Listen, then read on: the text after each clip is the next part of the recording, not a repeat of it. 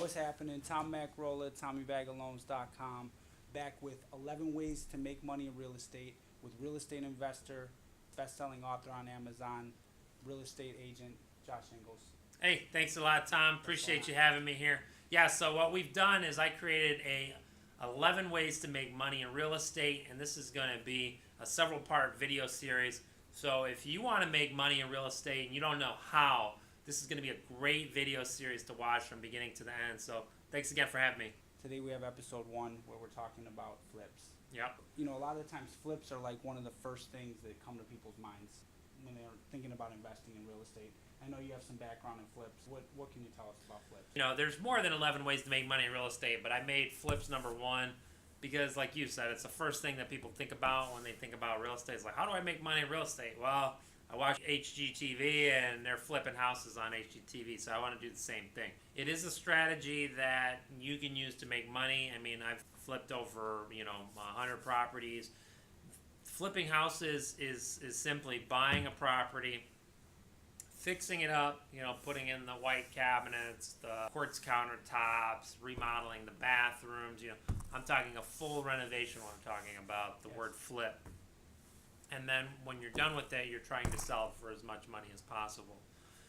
Even though it's the first way to make money, if you're just starting out in real estate, I actually don't recommend starting in flips. There's just a ton of moving parts in it, unless you have just an awesome support network behind it.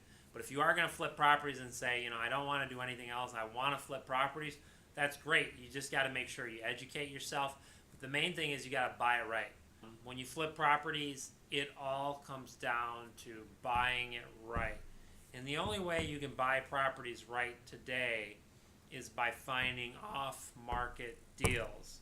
Now, what do I mean by off-market deals? This means properties that are not listed on the MLS. If you can find them and get them at a good price, I always say you make your money when you buy and not when you sell. So you need to be able to identify these properties. So how do you do that? Well, there's various ways. Number one, if you're just starting out and you don't have any money, literally going in your neighborhood or going to a neighborhood that you want to work and start identifying properties that need work.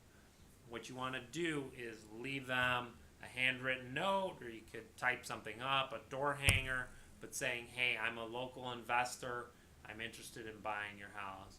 And then documenting, making a list of distressed properties, and then start marketing to those people directly.